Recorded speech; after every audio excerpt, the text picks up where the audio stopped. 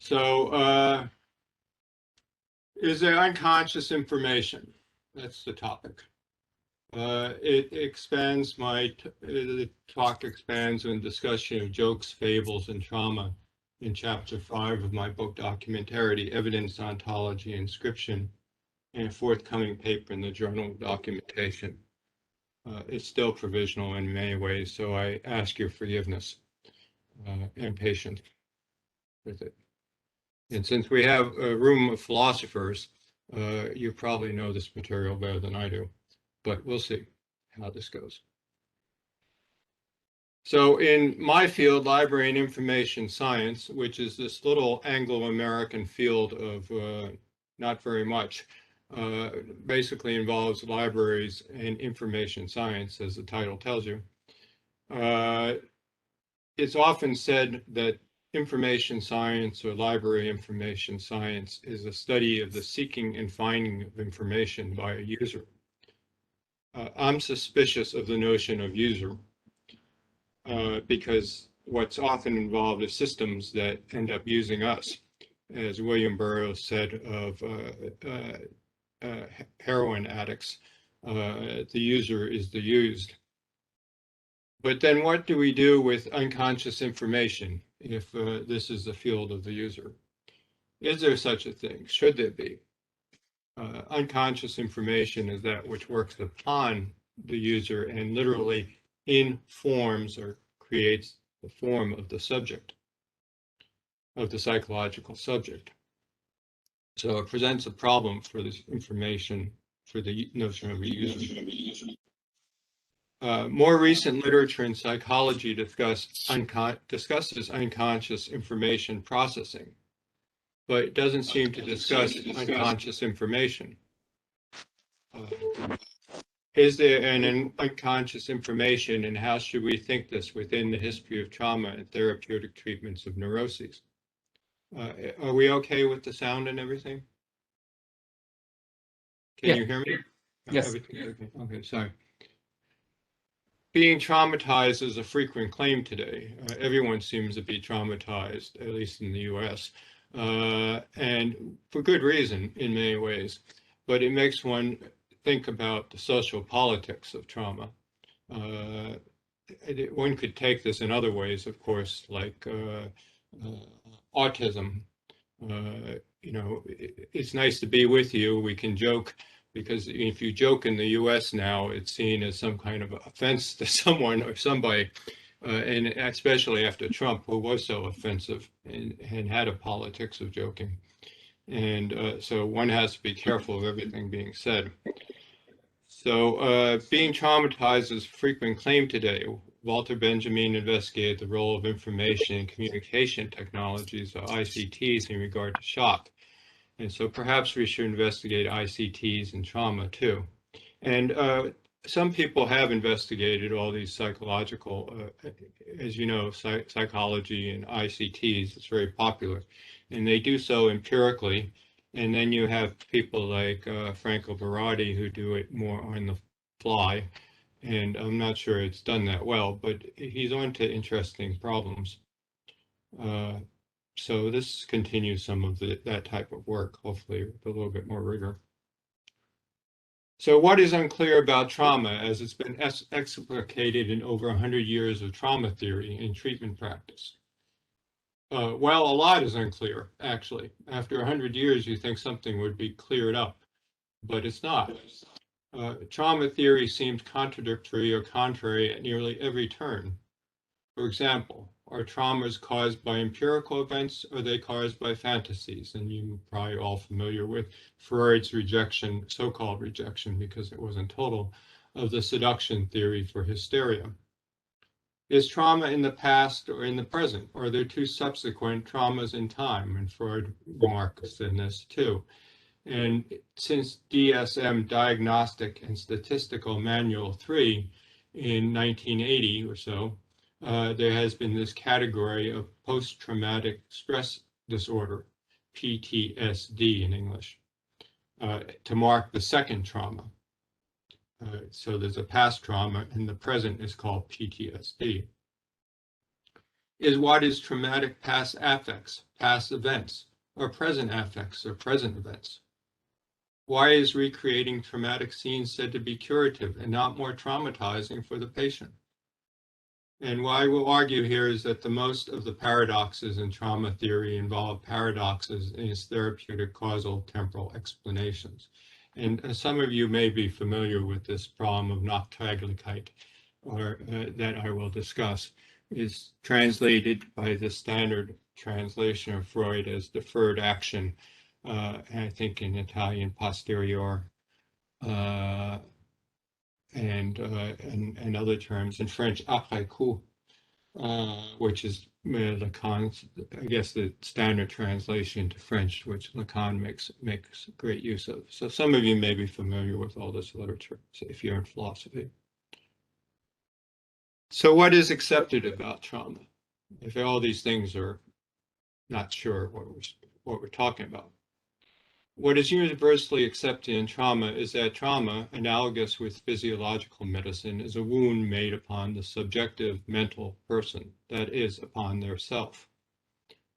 It's said that the person is traumatized because they've become dissociated from their self's functionally normative connections to the world. And all this language of trauma theory is heavily ambiguous. And dissociated not only means that the self is now acting differently, than their normative self, as it were, before the trauma. But it also means that, it seems to mean that the affects that cause the trauma are in some way dissociated from one another. So the trauma is made up, seems to be discussed as these bunch of fragments, almost like and it's not accidental because war trauma was a big topic, of course, for Freud and for PTSD coming out of the Vietnam War in the US. But the affects themselves are dissociated. And you'll see why that's important in the theory soon. So the people have become dissociated from their selves functionally normative connections to the world because of these dissociated or disassociated, you could say, affects. Their present actions are said to be misplaced or misdirected because of past traumatizing affects caused by forgotten past traumas. And so this is the typical, this is why trauma and before it hysteria are sort of the templates for a neurosis, for psychoanalysis and later psychotherapy. And until neurosis, I guess, is no longer a DSM category, but continues on in other forms, words. It said there's a causal temporal schism in the patient's existential life that has been caused by a trauma. And so that's what we're going to be looking at, is this causal temporal structure of trauma. The person's existential relation to the world today has been made pathological by a very psychologically damaging past event. And so they want a cause for this illness, like we all want a cause, right? One day we wake up and we have some kind of problem and we go to the doctor. Our normal lives are broken up, our day-to-day events are broken up, and we want a cause. And that's, that's how it goes with notions of causation. Something goes wrong, or something looks odd, we want a cause.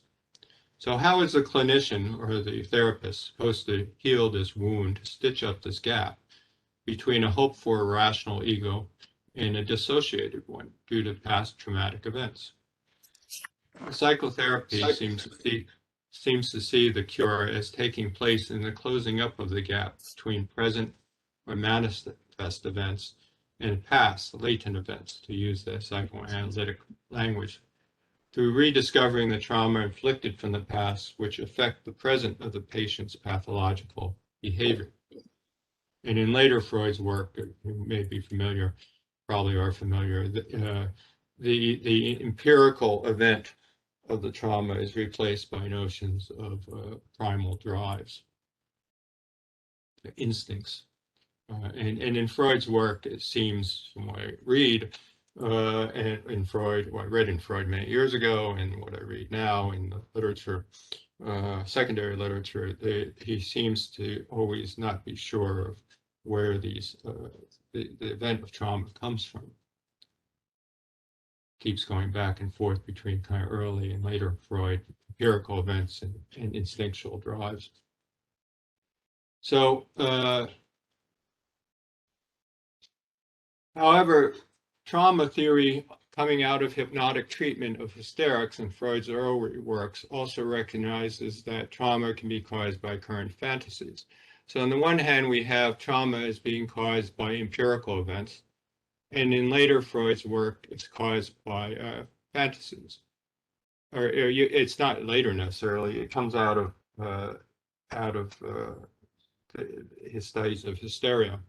So it comes very early, actually, and then it seems to develop more. It recognizes that causality in trauma doesn't just move from empirical to the ideational, from the ideational to conceptualizing, giving meaning to empirical events, not just from the past to present through memory vision from present to past. So there's two different causal temporal horizons in trauma theory. A past event gives rise to present effects, and then you have memory revising those past effects. And the extremes of each is this empirical event, and on the other hand is this act of retroversion or retroaction, where memory not only revises past events, but can create them in fantasies as well. So you have these two causal temporal movements here. So in trauma theory, we have to summarize, we have two causal temporal understandings of time. First, we have the ordinary, or I think it's in English translated as the vulgar notion of time. It's translated in Heidegger. Heidegger, of course, discusses this vulgar notion of time. And this is time as a durational sequence. It follows two metaphors, according to Ronald. We travel through time like a boat on a river, and we sit on a riverbank and watch our lives in time. So the first could also be waves in a river or sea. So one touches another, one event goes into another, and the second we sit on the riverbank and watch our lives. And the second is what we do in therapy, of course. The problem, though, with this notion is two metaphors. These are ordinarily how we understand time. The problem is that neither metaphor is truly satisfactory for explaining experiential time. For the essence of memory is that of the selection of events out of fluxes of phenomena. And so maybe a better, and I'm told Deleuze discusses it this way, though I haven't read the cinema books, I'll tell you what. So I can't say more on that. But filmmaker metaphor. We construct our narratives of experiential time based on our present perspectives influenced by the past. So that's maybe a better way of seeing it. But this is touched upon in this notion of retroversion or retroactivation. None of the translations are really great, as you probably know, but these are translations of Nachtaglichkeit, which is maybe better translated than deferred action is deferred affect. The first event is said to be forgotten or repressed and only discovered or given meaning with the second event. And again, the more extreme version is that there is no first event. It's all fantasies. And Freud touches on this as early as screen memories, of course. I mean, he touches on it in many ways at this late period, just before the interpretation of dreams, this late early period, as it were. It may indeed, where he says, it may indeed be questioned whether we have any memories at all from our childhood. Memories relating to our childhood may be all that we possess. So here there's a recognition that our memories are constructed from the present. We live in the present, and then we construct the past and the future, even as our present is constructed phenomenologically from the past. So the problem I ask is, can we have a notion of information in trauma that can encompass both causal temporal accounts?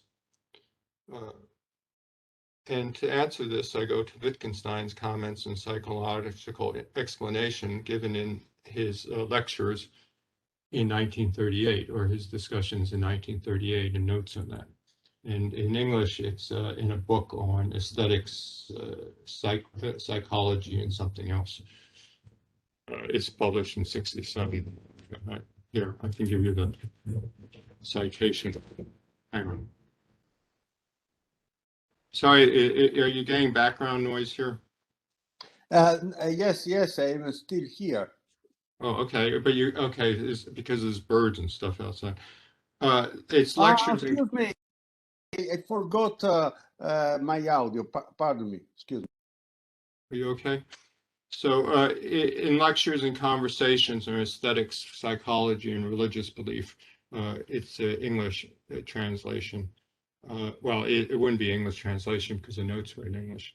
So that's the name of the book in English, and it's Wittgenstein, 1938 lectures, or not lectures, but conversations. So Wittgenstein's comments on psychoanalytic explanation, recorded notes in Wittgenstein's criticism of psychoanalysis in 38. Wittgenstein argued that psychoanalysis doesn't discover anything. Original traumas, primal drives, unconscious, original meanings, etc. In the sense that it doesn't, there's no finding of latent in content and from manifest content, as if latent was empirical, but rather offers what he calls charming explanations of past events, particularly using sexual content, so that the patient can be given a persuasive explanation of the past and how the past affects his or her present experience and actions. Such explanations often take a narrative form in explaining current manifest emotional affects by past latent, forgotten, or repressed emotional affects in the causally originating events, or supposedly causally originating. And for Wittgenstein, explanations of this sort take the logical form of this means that. In other words, manifest content means latent content, as familiar in psychoanalysis. So narrative forms in therapy commonly use the ordinary notion of time, that is, time as a causal, temporal, progressive duration, in order to explain or give information to the patient about past traumas. And this is where the cure is seen. So as early as, as explicitly as Pierre Janet, trauma is said to be caused by an inability to express the narrative memory of a traumatic event. And narrative memory is a curious phrase, right? There you have all the ambiguities of empirical cause versus retroactive cause for trauma. So such narratives account for the cause of trauma, but also cures trauma once it is discovered and expressed. So there again, you have this dual temporality, causal temporal framework acting simultaneously and creating this ambiguity of what is a cause in trauma.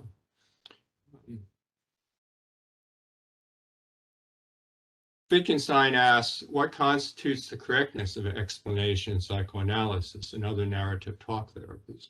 I mean, he refers to psychoanalysis, but we can extend this to other types of talk therapies and also to virtual. Now they do virtual, I guess, reenactment, or they have been for a long time, reenactment of the trauma. So Wittgenstein asks, what makes a causal explanation correct? In reference to physical engineering problems, he says, is that it should work. It should enable us to predict something successfully. Physics is connected with engineering. The bridge must not fall down.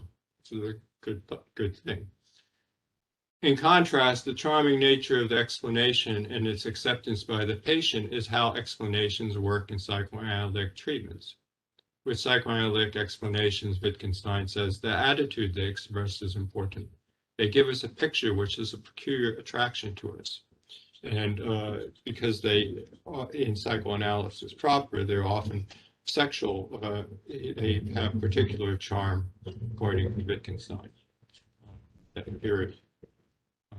This insight also illuminates, however, psychoanalysis' historical debt to hypnotic suggestion, the importance of persuasion for revealing the past and giving a cure. And anyone familiar with the discussions of hypnosis and psychoanalysis know that it's the historical relation of psychoanalysis to hypnosis is quite important, but it was broken by Freud. Argued that psychoanalysis is distinct from hypnosis because it doesn't just temporarily relieve the problem, et cetera, et cetera. But the issue of that historical relation is still, I understand, still in question. So causal explanations in psychological treatment depend on persuasion for Wittgenstein. Empirical verification is not important in itself for psychological success. And this is important. Wittgenstein says, if you are led by psychoanalysis to say that really you thought so-and-so, or that really your motive was so-and-so, this is not a matter of discovery, but of persuasion. In a different way, you could have been persuaded of something different. Of course, if psychoanalysis cures your stammer, it cures it, and that is an achievement. One thinks of certain results of psychoanalysis as a discovery Freud made, as apart from something persuaded to you by psychoanalysts. I wish to say this is not the case. So in language of information science, a patient in library science, a patient may be psychologically informed of a trauma and informed by a trauma, we should say, because it's really a question of informing a psychological subject by a psychological explanation, but this may also lack documentary evidence. Such a lack may not matter for the treatment's success, however. Psychological information of this sort is not necessarily empirical, but can be very real for the patient, just as literary fiction can be very real. And I get into literary fiction a lot in my last book. And there's connections here, of course, and also jokes, which for Freud were exemplary in showing, one of the exemplaries of showing the unconscious at work. So psychological information of this sort is not necessarily empirical, but can be very real for the patient, just as literary fiction can be very real. It can, in this way, succeed in treating the patient, though its use for legal and other contexts that depend on empirical documentation is limited. And so in the US, at least in the 90s, there were a lot of cases of childhood traumas claimed by children that they were sexually abused. And then, of course, some people were put in jail, and then others, it was found to be fake memories. And this notion of fake memories is sort of the whole problem. All memories, according to some parts of Freud at least, are fake, and in the sense that they're revisional. And so what is a fake memory? But there's real implications to this. In other words, if psychological models are extended to legal cases, or the basis for a legal case, and there's and politics, as I'll mention too. Let me close the window here. My wife is doing Tai Chi, so I'm hearing Chinese music.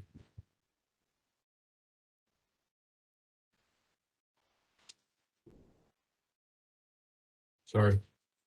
So what can the notion of unconscious information mean in this account? Well, the accepted theoretical and therapeutic storyline for trauma is that what is unconscious in trauma, if we use that term, is the supposed repressed empirical event of trauma. And then we also use this term ambiguously, or this term is used ambiguously, I think, in at least the psychoanalytic framework. This repressed information then also unconsciously creates later pathological effects. And so, as often in psychoanalysis, the notion of unconscious is used both as a noun, the unconscious, and it's used more descriptively. So this unconscious information, both in the sense of the repressed original event, also in the sense of the transmission of pathological effects, is said to be recovered in therapeutic session. But according to Wittgenstein, this unconscious is not discovered by therapeutic analysis, but rather is invented for or with the patient by the analyst. So the unconscious is, as it were, a narrative. Our memories come from the present, not from the past. That's how we are. We can only exist in the present. What one is doing in therapy is that of explaining current events by past events with persuasive narratives from the present, using ordinary causal temporal notions of agents in time, in other words, ordinary narrative. An ordinary narrative is the explanatory framework that informs the patient of what happens from the past. If the patient is dissociated from the actions in the world, then such narratives reposition such patients to the world in a common, explainable, understandable manner as an object in time rather than as their own present subjective agency, right? So if you're in therapy or something and you get these narratives, you objectify yourself in the narrative, which is itself a sort of bizarre notion of dissociation. Existential self-world connections, self-continuity from moment to moment and from event to event, moral reliability, and in some experiential understandings of causal continuity and self-agency, what did Kant call it? The conditions of, can't remember what the term was. The conditions of all understanding lie on causal temporal horizons that follow ordinary understandings of agency and time. Thus, information, as it were, that repositions traumatized psychological subjects back onto this horizon for correct apperception, that's what is the Kantian word, is psychologically valuable, no matter the past or present causal origins of trauma or the lack or even presence of empirical evidence for causes of such trauma. So in sum, the dominant storyline for trauma is that of an empirical cause for traumatic affects and later affects following these being pathologically passed on to the subject's future affects and behavioral actions. These follow ordinary notions of time that take the form of narrative. However, there's also another story for trauma, one more closely akin to how memory actually works, and this is the story of deferred action, whereby present thoughts inform past events. That's one aspect of noctaglicite. While time as noctaglicite is integral to the performance of the therapeutic situation, in other words, you're asking the patient to remember, is erased in the accomplishment of therapy constituted by the causal temporal explanation of trauma grounded in the ordinary understanding of time as shown as embodied in narrative. So in an odd sense, to end this, in an odd sense, the wound or trauma of noctaglicite is stitched up by the patient's ordinary notion of time and by the therapy situation of imposing that or having accepted by the patient and closing up therapeutic situation itself as an activity of noctaglicite at its core. Psychological explanation thus comes to appear for the patient as empirical explanation through the genre of narrative. Psychological explanations of these sorts themselves revise the importance of remembrance for memory. They reinscribe memory from that being revision to being the recall of empirical events. Theory becomes as fictional as the practices that it supports. So the final conclusions of the conclusions. First, while unconscious information in therapeutic theory may include revision or reactivation or noctaglicite, is written out of the account which the patient accepts.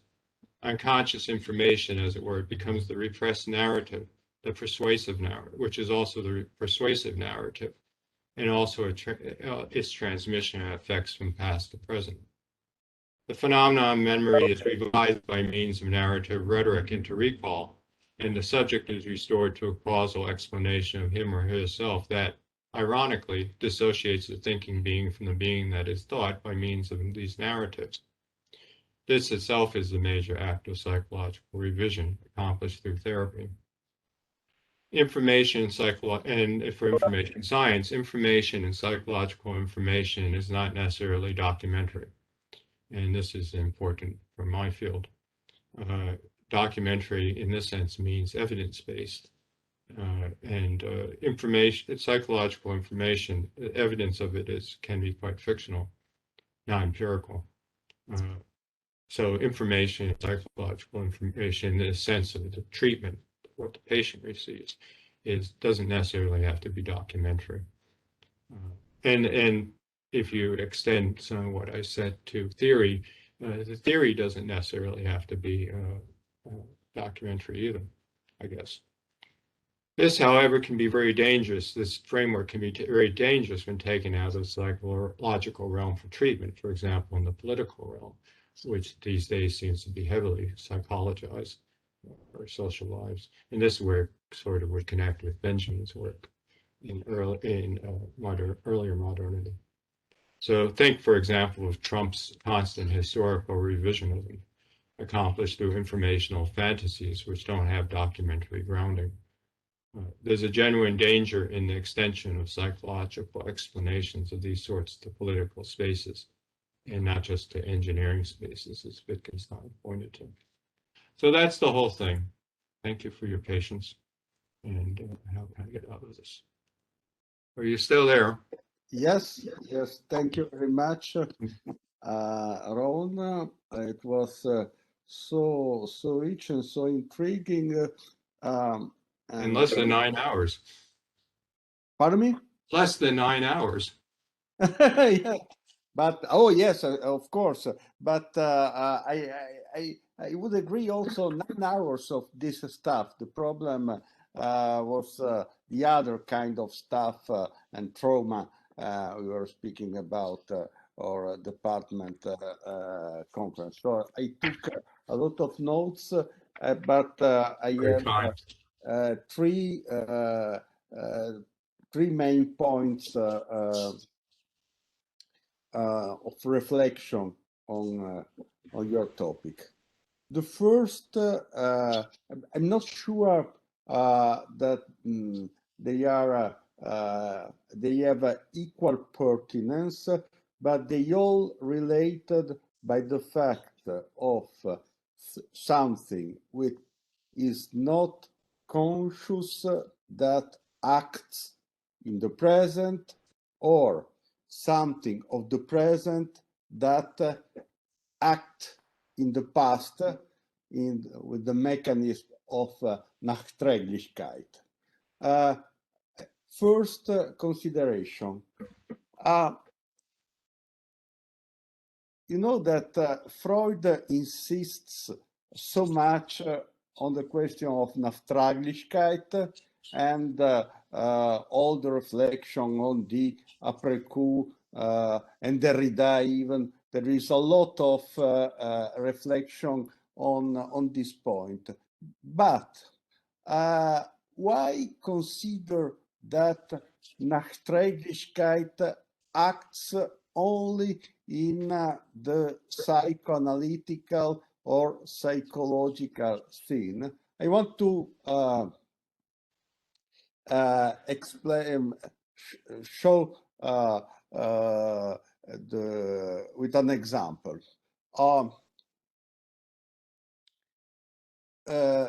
Caesar takes Rome. He makes a coup d'etat and becomes emperor. Now, suppose that Caesar failed in his coup. Then the present action retroacts to all the previous life of Caesar. And when we, for instance, when he was young, seemingly Caesar looked in Spain to a statue of Alexander the Great, and he was displeased that at the same age Alexander the Great has already conquered Asia, whereas he was a small Roman public functionary in Spain. And in this sense, if the coup of Caesar failed, then we will say, yes, it was a poor mad. Look, this stupid that in Spain was had a jealousy to Alexander the Great because he was the conqueror of Asia. So what I want to say is that there is a kind of Nachträglichkeit also in domains of documentary evidence, because we have documentary evidence of the life of Caesar, but the final result of the life of Caesar and the success or unsuccess of actions give a different meaning to the previous action. This is just the first example. In this case, there is a Nachträglichkeit that acts also in documental world or type of action which are documented. The second reflection is the question. This is a real question. Consider the example gave by Freud in Beyond the Principle of Pleasure. Why we have bad dreams? Because if the dream is the realization of a desire, why should a soldier dream for 20 years the explosion of a grenade close to him during the war? And the explanation is the trauma was too big to be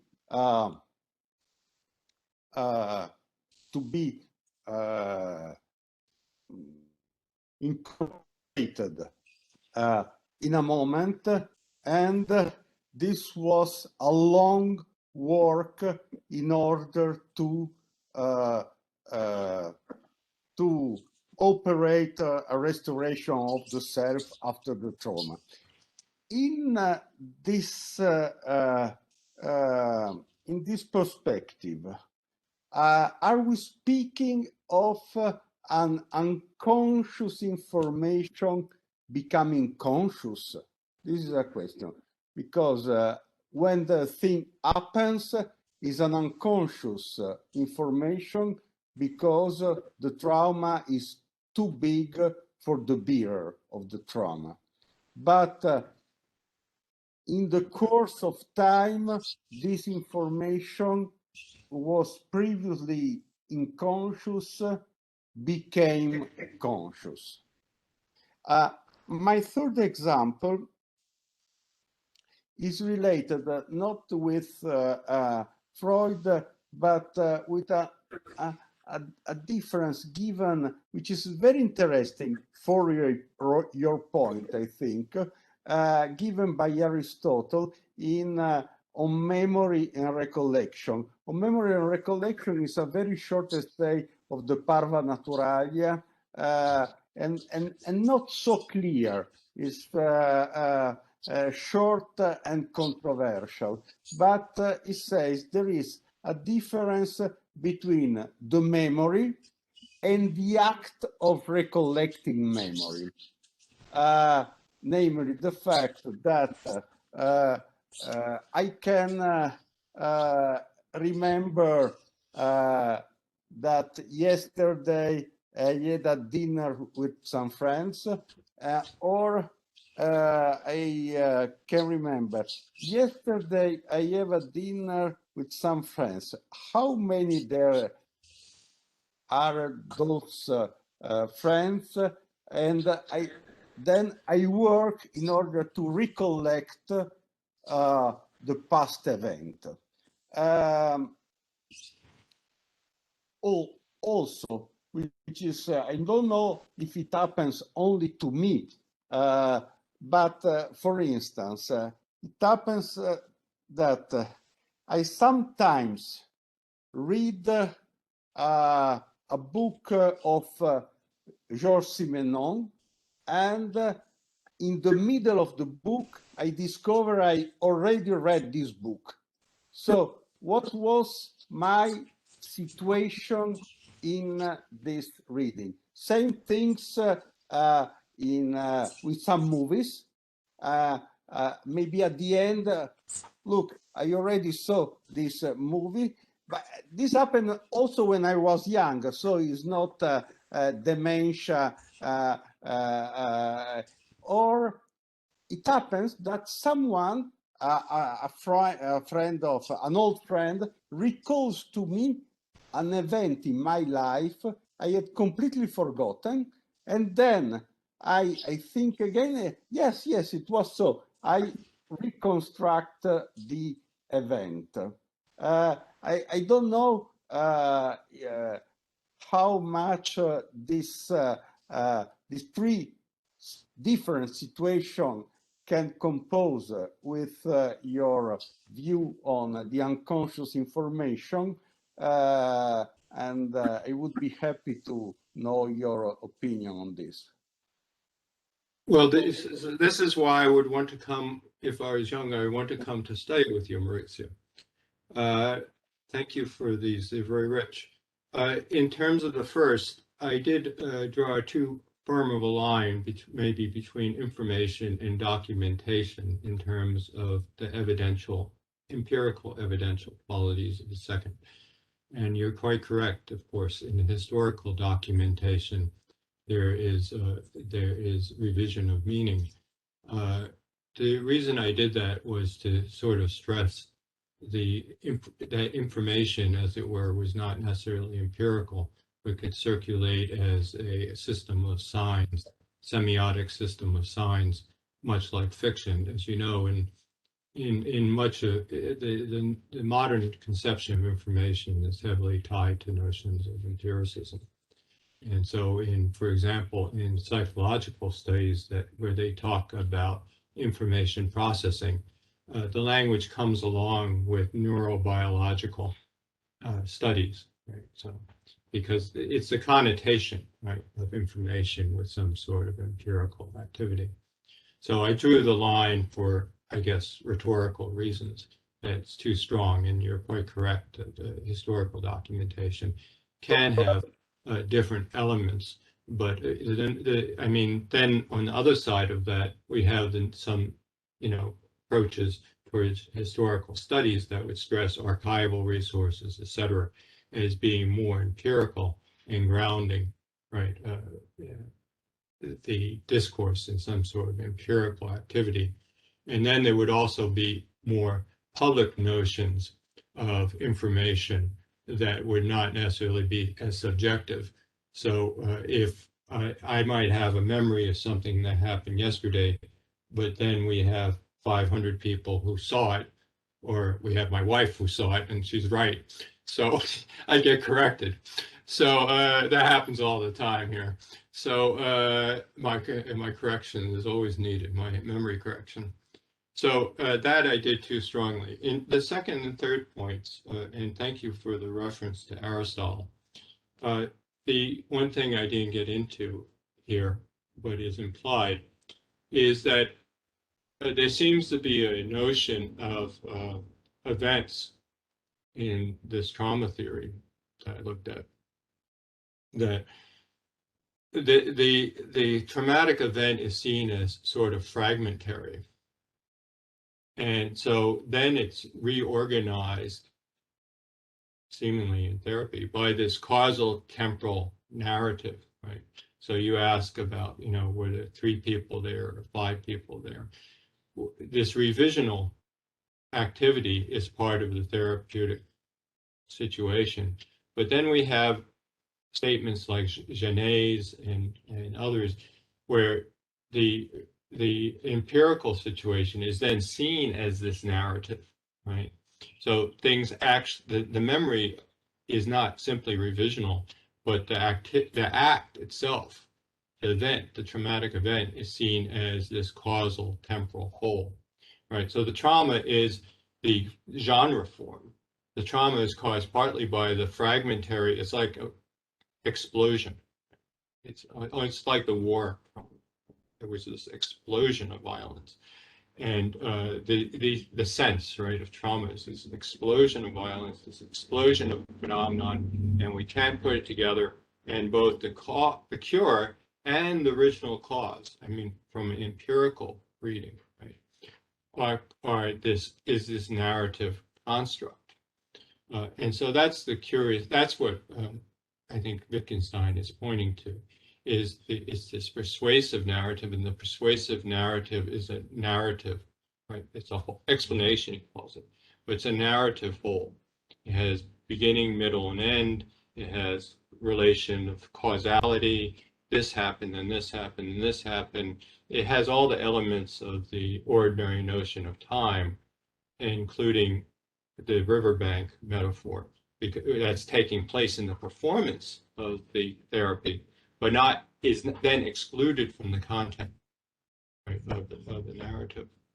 And so this is why I was pointing to this curious revision of memory that takes place, and somehow this then provides a template for the person to be able to function in current time in some kind of reliable way. I'm not quite sure how that happens, but it allows some kind, the theory is that it then allows people to see their ordinary lives, right, as somehow causal.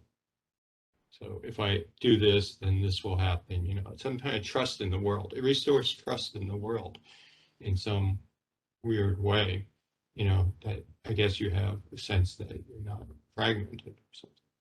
So that's simply what I was pointing to. I'm not sure I got to everything. Oh, the war trauma. Yeah, the theory there, of course, is that the person relives the events and then masters the events through this narrative form. And again, then there's the notion that that narrative form was there, right, empirically there. But the problem is the empiricism, that's not what's there, right? I mean, if we accept Array and others' philosophy of time, it's a flux phenomenon that then we impose, you know, a Kantian manner. We impose time, space, and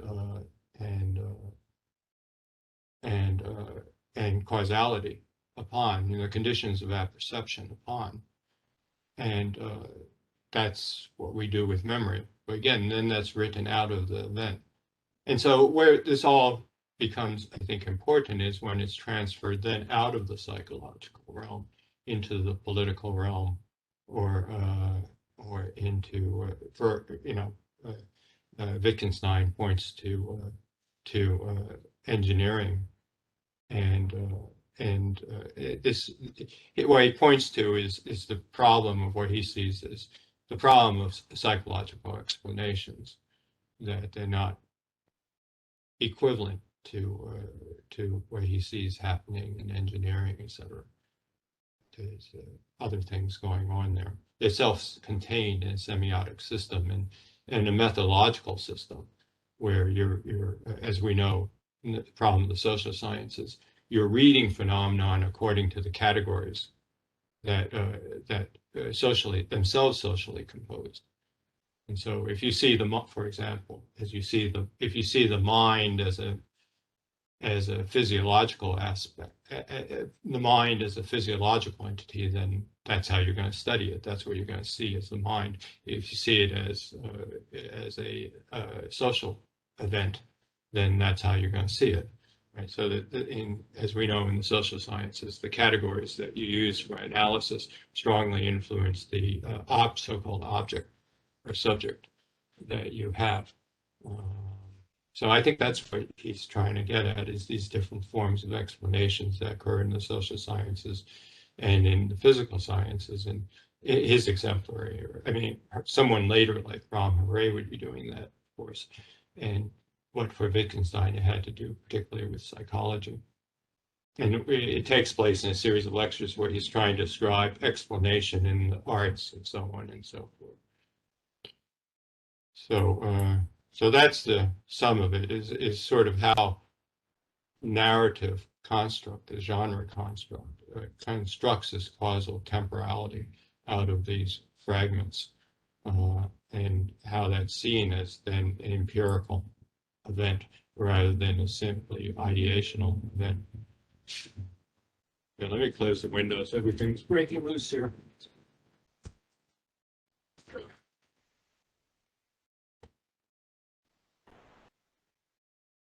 There we go.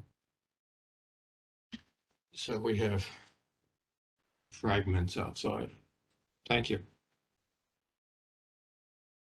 There is a question by Francesco Camboni, if I correctly read the chat. Is it? Yes, thank you, Maurizio. Thank you very much. I really appreciated your talk. It was very insightful, though I'm not an expert in this field. I have a clarification request, an early passage of your presentation, where you just mentioned the fact that the relationship between the self and the world is functionally normative. And I was wondering whether you can expand a little bit more about it. Because it's... Well, I mean, it's simple sense. It's nothing technical. What I was trying to get at is, well, we have, we have our habits and we have our expectations. And when I walk out the door, I don't expect the sidewalk to fall away. I mean, there are people in the US, I guess, that do. They think that there's conspiracy everywhere. And so, they expect, which creates this curious sense of where exactly they find the conspiracy. They don't think vaccines work. They think the government is out to get them, but they drive their big car down a road and they don't expect the road to collapse under them. So there are people like that, but even they have their habits, and they simply expect their they can do something. I mean, we're all sort of like blind people walking down a hallway. We touch this, we touch that, we touch this, we do that. And if everything goes along okay, then the world's all right and we're okay in it. And more in the Kantian way, the world is okay in us. So we have this functionally normative relation in our habits in the world. And when something happens, we want a cause, right? So one day we wake up and we have nasty headaches. And then we go to a doctor and they tell us we have brain cancer or something. And then our world is turned upside down. We have to get a new sort of normal, as they say in English. And then eventually we die, and that's kind of the new normal to the extreme. But that's how it goes. So I think what they're trying to do with patients in these psychological situations is turn them to a normative way of functioning in the world. So they have trust in themselves, they have trust in their world. But the problem happens when they're taken out of it sometimes. And how far does that narrative extend, in other words? Does it extend to an empirical reality that what they're told in psychoanalysis or psychological account is the world, is what happened to them? That sometimes happens. Their world should be the world. And if you're the president of the United States, you try to enforce that, I guess, if you're Trump, that their vision of the world is the world. And so what you have is a medieval system then imposed, like by Trump or by Bolsonaro in Brazil. They're medieval. They're in semiotic universes, non-empirical universes, they don't exist really in science as we think of it. And they're trying to impose these psychological visions, as it were, upon the entire universe. And you have the results of really genocide and madness. So that's a real problem. There's an interesting, I mean, it can extend to psychosis, I suppose. I remember when I was a child, a teenager, I wasn't quite a child. We wouldn't have these type of events. But I think I remember, if we remember Freud, I think I remember seeing a film one time with the radical psychologist, R.D. Laing, where he had a psychotic. It was interesting. I mean, I remember this. I wish I could find it. I wish it was a real memory. Hope it's a real memory. But he's in a room with a psychotic, which is supposedly outside of the borders of talk therapy. And she's paranoid schizophrenic. That's her diagnosis. And she has typically a psychotic symptom of fragmented language. These language salad, as it were, this mixture, these fragments. If you've ever been with a psychotic, they speak in these fragments. And he says, well, and of course her fragments are all paranoia, right? They're out after me. Everyone is out after me, etc. And he looks at her and he says, they're sitting across the room from one another, and the camera is on, of course. And he says, they are out after you, typical R.D. Laing, right? They are out after you. You're in capitalism. And in capitalism, people are out after you. They want you. They want to use you. They want to use you for your profit. You're completely right. And she says, you have to wonder how staged this was, right, in editing, etc. But she says, what are you saying? And he says, well, I'm saying you're right. I'm saying your paranoia is completely justified. They are out after you. And it's this remarkable moment. Her language settles into a narrative form again. It stops being fragmented. But then you wonder, I wondered even at that age, I was only 17 or so, I wondered, because I was working in a psychiatric hospital at that point. Some people have their first job as selling ice cream or something for completely accidental reasons. My first job was working with psychotics. So, it's just odd. But and this continuing right now. Well, yeah, I don't know. It's just maybe with myself, or in Zoom, or it's kind of psychotic. So if I was at your faculty meeting, maybe not in this group, but her language just flattens into a normal narrative construct, or discourse. It's not even narrative, but just discourse. It's just normal, and syntax, I should say. And but one wonders when she gets out of the room, what would happen, right? Because if we function that way, if we believe that everything we do is effective capitalist exploitation, walking outside the door, and so on and so forth, interacting with everyone, we can't function. I mean, first, it's not true, and second, it's we can't function. I mean, unless we're we become psychotic. Right? So that's the question. How far does the therapeutic, extend? And sometimes what we see in at least my ordinary encounters is this therapeutic framework extending very far into relationships, ordinary relationships. And you wonder how useful that is, or in political framework, how useful is this psychological explanation when it extends to boundaries that are outside of the subject's own imagination of themselves. So there's social ramifications. I think others have pointed to this type of phenomenon. How far does psychological explanation extend? That was part of Wittgenstein's question, I think. How not only how empirical the psychological explanation is in psychoanalysis, but how far does it extend into a phenomenon? So that's what I'm trying to uncover here, is how, if you like, how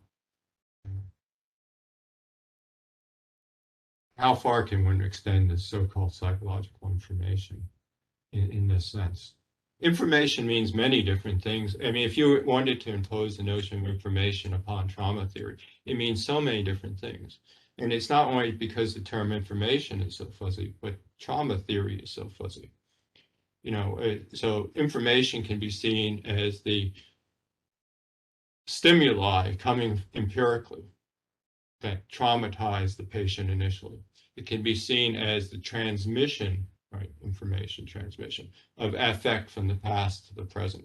It can be seen as the transmission of the event from the past to the present, overlaying empirical, phenomenological reality or empirical reality in the present. It can be seen as noctaglichkeit in sense of the retroaction, right? Because the noctaglichkeit actually has two parts, which we didn't really get into much here. It's the notion of an affect that's and then repeated, but then the revisional aspect. And that's the problem of the English translation is you get the deferred affect, you get the forward movement, but you don't get the retroactive movement. So in the translation, I think the Khan's is better, right? Après coup. But there's all sorts of notions of information. It's maybe useful to use the word information in order to see these ambiguities, because the ambiguities are not just by imposing the word information into trauma theory, but in trauma theory itself.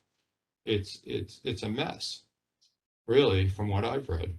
Other people have got into it. I have a bibliography in English if you want it, but it's fascinating mess, I think. I have another case, if I can interrupt. I'm sorry, Francesco. I wanted to stop your conversation. Please go ahead, and then I have a small suggestion for Ron. No, actually, Ron exhaustively answered my question, so you can go ahead if you want. Thank you, Ronald. Thank you, Francesco. Thank you very much. While you are speaking, I had another example of a possible meaning of unconscious information. Suppose I am dreaming, and I dream something that informs myself about something hidden in my soul. In your what? In my soul, in my spirit, in my unconscious. My unconscious speaks to me during a nightmare.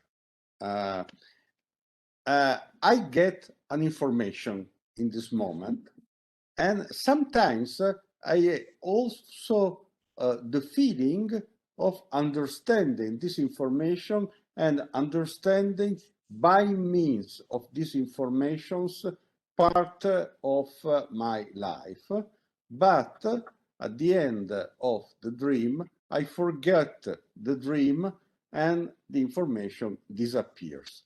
And this is another kind of unconscious information, because maybe I'm simply dreaming of having an information, or in fact I have an information, but since I forgot the information, I forget the information, then I have no information. There was a moment of information that fastly disappeared. Yeah, the standard, the reading that Freud has interpretation of dreams, as you point to, is well known, is that the content of the dream reflects some sort of first this desire, and then later, after beyond the pleasure principle, I guess it's eros or thanatos. It's instincts. And so we have the dream, and then we have the notion you can interpret it, and that's what you're dreaming of, that you're interpreting it.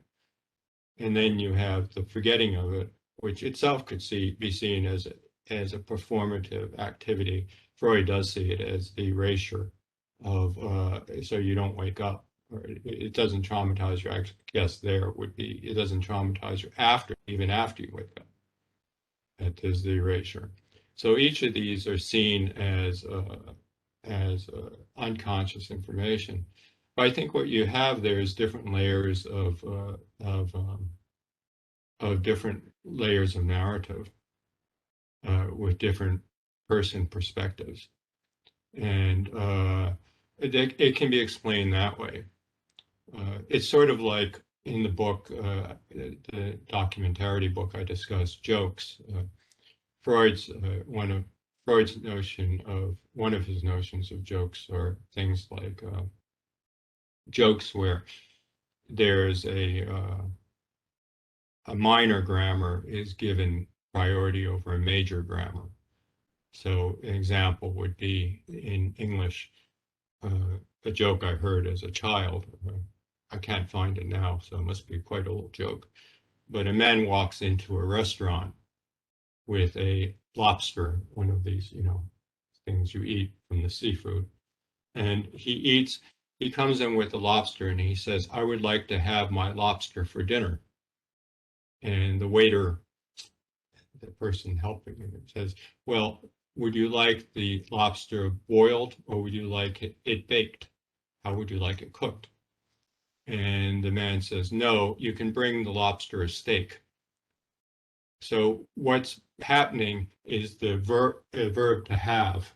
It's a play on the verb to have.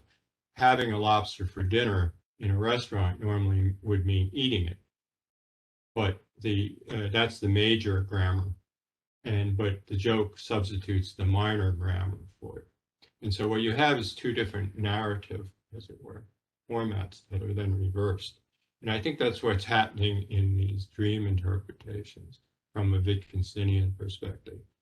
You're simply having different narratives from different person perspectives that are then substituting for one another. And that's seen in Freud as manifest and latent content. What Wittgenstein points to is, well, what is the causal and the temporal priority of that latent content? Seen from a phenomenological perspective, we can only see the past in terms of the present, right? In terms of memory. If you take memory as this phenomenon of, revision, no matter the empirical legacy of it. So Wittgenstein is, I think, pointing to, if the present is the priority, then how are you prioritizing the past narrative, right? He's saying, well, you can only do it from the aspect of the narrative, some sort of explanation. And where does the explanation lie? It lies in persuasion. Explanation, I think he's saying, in engineering doesn't necessarily lie in persuasion. It actually lies in the possibility that this will work, right, in the future, in predictability. And that he's saying, as he says, that's not my view. My view is it lies in this persuasive, that you see the past in this way because it favors you in certain ways, or it works simply in narrative form. And I think that's somewhat what's getting at in these trauma theories, though not explicitly. They're basically proposing that the person can function better given this narrative of themselves in the past. And that with war trauma too, I mean, it seems to work. They give someone a narrative of what happened to them that gives them control over, this more fragmented event, even if you want to see it that way. Trauma is a fragmented event, something that was inexplicable. The Freudian phrase, where it was, so I will be. Right, it being this fragment, this inexplicable space. You're trying to build an explicable space, either narratively, and then narratively in some way I can't figure out, but narratively as some kind of bridge to present agency in time, some kind of trusting present agency in time. And that's what you're trying to do, simply. If it works, it works, as he says. If it doesn't work, it doesn't work. I mean, what's fascinating too is why it works and doesn't re-traumatize the patient. I mean, some people have said there are like situations, I guess, in trauma therapy where it does re-traumatize the patient. You know, there's different narrative activities. They do, I guess, in military training too, they do desensitization. They try to give narrative forms again and again and again, so the soldiers, before they go into the situation, are not traumatized. And so I guess there, the problem, what happens, you know, if something goes wrong, well, you say it went wrong. It doesn't fit the narrative. So we have to make it fit the narrative, right? We have to adjust our explanation until they come together better. You know, it's always a question of not tight correspondence, but loose correspondence between agency and the world, and getting a narrative that, in this case of trauma, at least getting a narrative or getting some habitual forms that are enough to make it work. As we know, it's always a pragmatic exercise, and that, I think, itself is an interesting understanding of trauma therapy and other types of psychotherapy as pragmatic activities, not necessarily ones grounded in empirical reality or necessarily in neuroscience, of course, because neuroscience, all you're doing is creating an analogy, as we know, between physiological phenomenon and psychological phenomenon. And they said, well, and explicitly, Lacan insists on the fact that the psychoanalyst is someone who is supposed to know a subject which is supposed to know, just supposed. So, in a sense, there is an hyper unconscious information in the analyst, because the effect of the therapy depends only on the fact that the patient supposes that the psychoanalyst has some kind of knowledge, which, by the way, is another link with hypnosis. Yeah, I think that's very important. That there's a cyclical relation, it seems, between trauma theory or any type of psychological theory, in this sense, in the treatment space, between the theory and the patient accepting it, and that those two things also are connected, I think, to the professional acceptance of a theoretical explanation, and also the social acceptance, right? So, for example, when we had in the 90s, particularly here, there was a lot of childhood. Again, I don't mean to say that these things didn't empirically occur. That's not the point, really. It's not a question. It's almost a question it's not a question if they did empirically or they didn't empirically. It doesn't matter in a sense for the psychological success of the patient. But we had a lot of these cases here of childhood sexual abuse. The framework itself had to be accepted, right, socially, in order for the patient then to be able to say, oh, this is what happened to me. Right? This is you know, first of all, I was traumatized, and second, this may have happened. This happened to me. And so there's this relation between theory and the success of theory as a social practice or professional practice, and then maybe as a social practice, and the success of the clinical cure. That I think you see that in psychoanalysis. That psychoanalysis became a framework that I mean, it's really insane. I mean, some of the things said in psychoanalysis. It's just... We have also other example. Also, very recently in Italy, there was a problem of a series of child that was persuaded to be abused by their parents, and this was the interpretation of the psychologist. And at the very end, nothing was true, even if the father went to jail for 7 years. So this created a trauma, of course, because the relation between the son and the father was somehow altered, at least by this false, because seemingly it's very easy to convince a a child to have a false remembering. Yeah, exactly.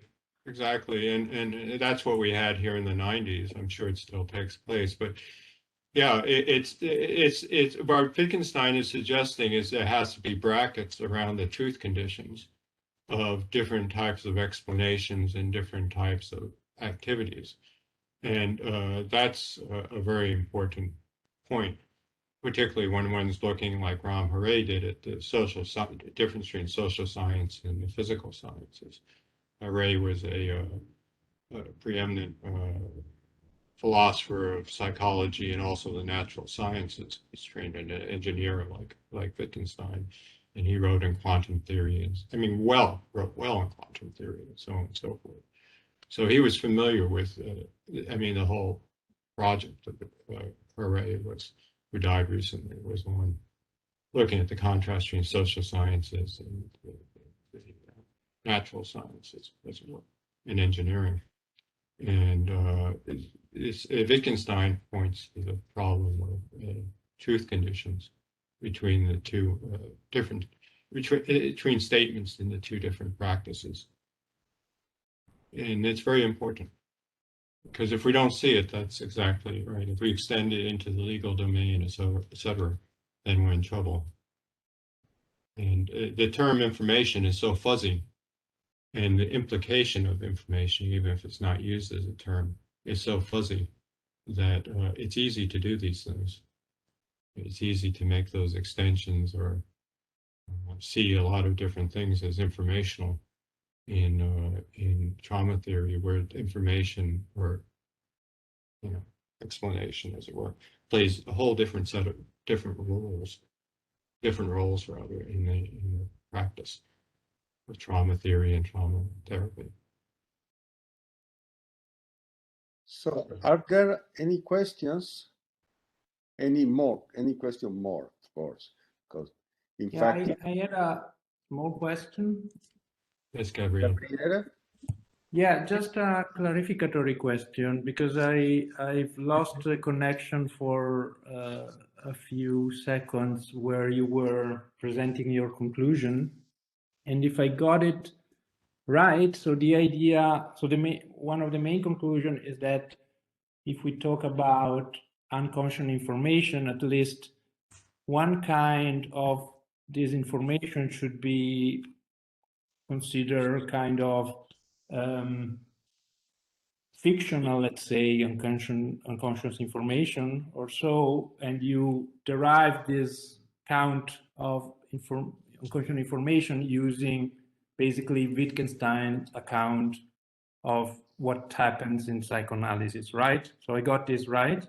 Yes, yes. Yeah, but I was wondering, so connecting this conclusion to your main question, so if I got it right, your conclusion just says that there is at least also this kind of unconscious information, but you do not want to rule out the idea that there can also be a more robust kind of unconscious information that you, I think, call documentary unconscious information. Is that right? So I got the conclusion right? Well, yes, thank you.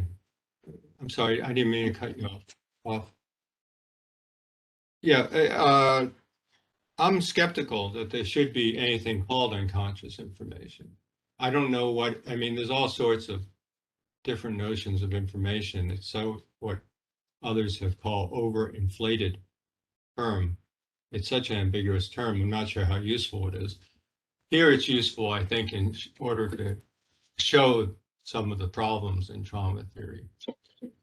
Ironically enough, by putting a more inflated term already into inflated theory, it shows some even more problems in that theory. I'm not sure that we need a notion of unconscious information, just as Wittgenstein wasn't sure if you needed a notion of the unconscious. I mean, you can use the term descriptively, just, something is unconscious in the sense that it's not necessarily conscious. In other words, just like the joke example, the minor premise, to have a lobster for dinner, in the sense of having it as a guest, is sort of unconscious.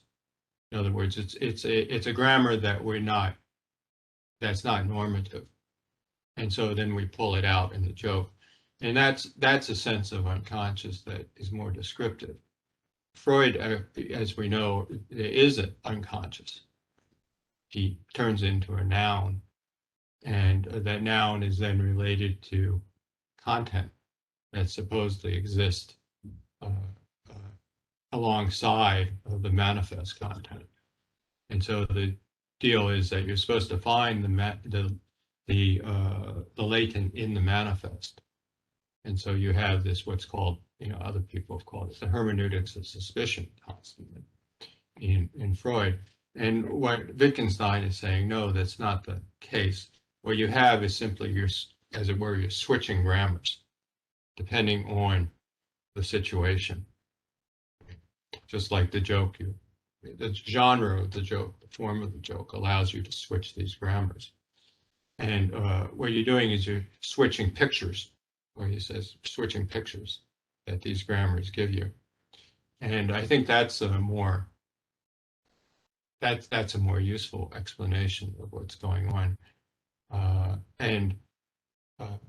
What you're doing is replacing maybe one narrative of what happened, could even be a narrative that of fragment happening. Something happened in the past, and now I'm like this. Or you could have the past as some sort of, you can't quite explicate it. It's a bunch of fragments. It's a suspicion something happened. And what you're giving then is the person the ability to create a narrative for something that happened in the past, and then also how that past affects the present. So those are the two aspects of the notion of unconscious that seem to be used in trauma theory, if we want to use unconscious information as that means of getting at that. So there's unconscious of the empirical event, so-called what happened in the past, and then of its transmission to the present.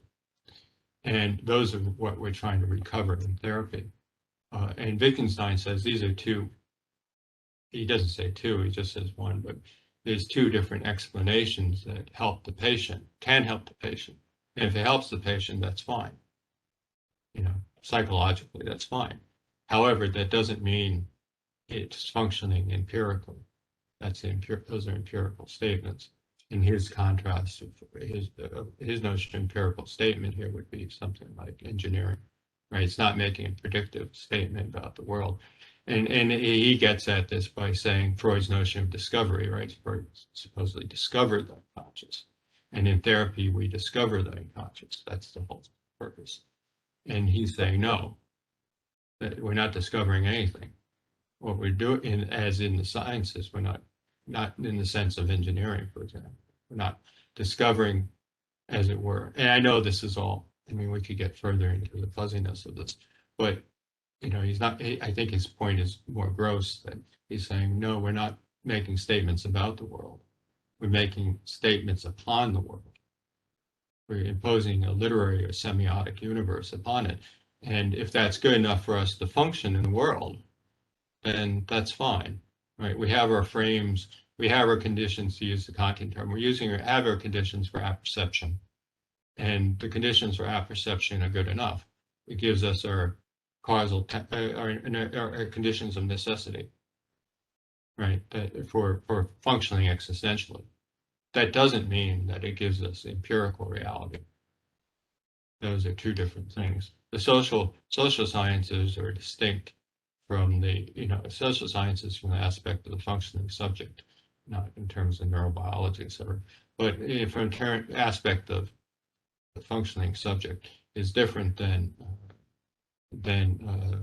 the truth conditions of the empirical sciences. I think that's Wittgenstein's argument. And so you have someone like Haré, who did do a lot of work on Wittgenstein, extending that. You could see extending that framework. I'm not sure it's that simple, but extending that framework into his studies of the social science and the natural sciences and the role of explanations in it. With support. I have the book around from '72, but it's a wonderful book if you've never read it. There we go.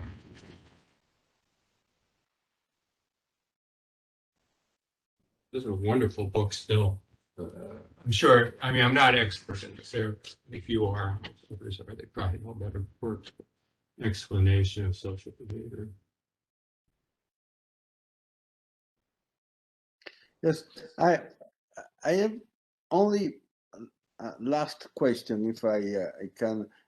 Can I interrupt your conversation, Gabriele? Yeah, Or go on, go on.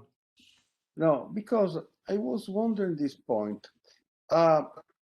Seemingly, you consider, as I consider, information as an equivalent of knowledge. Information is a form of knowledge, and knowledge is a form of information. Could you consider an hypothesis of degrees of information in the style that was represented by Leibniz in a short essay? I'm sorry, I am the documentarist today. I recall to you Aristotle and now Leibniz, but can be interesting for your purposes, because there is a short essay that Leibniz wrote when as he was young, very short, and Meditaciones de Cognizione Veritate Tideis, meditation on the knowledge, the truth, and the ideas, in which he makes a very sophisticated criticism of Descartes, because Descartes says that the ideas, which are the informations, the ideas should be clear and distinct. And there is an identity of clearness and distinction. And he says it's not so, because you have an obscure information. For instance, you have a headache, the beginning of an headache. You still have not an headache, but it's becoming, it's not clear. Then you have a clear information. For instance, I clearly recognize a color, but I cannot make a, so to speak, phantom knowledge of the color and say that this color is from some degrees different from the same version of the color. And then I have the clear and distinct knowledge, which is the perfect knowledge. And seemingly in all those stages, there is a form of information, but there is a kind of different stage. For instance, Kant do not agree at all on this point, but can be interesting. Maybe I just make this suggestion, because I find it useful for define the multiple sense of information. Well, thank you. Thank you. I didn't know this essay or this piece by Leibniz. I'll look. Thank you. I think the term information in the presentation I made vis-a-vis Wittgenstein is replacing explanation. And the warrant for that, I would suggest, is, again, that, and we didn't go into it much, but if you take the word information and you start plugging it into different explanatory forms in trauma theory, you find different points, either explanation or information. You find different points that the term can be used in. Again, empirical transmission into stimuli, we'd say, or affects from past to the present, and present to the past, again, present to past, and so on and so forth. So almost by injecting this more fuzzy term into this supposedly sound, which isn't really sound theoretical framework, you sort of get the fuzziness of the framework itself. The second warrant would be because of the introduction of notions of information processing into trauma theory. And so then it raises the problem. If you have unconscious information processing, you have unconscious information. So that'd be the second warrant.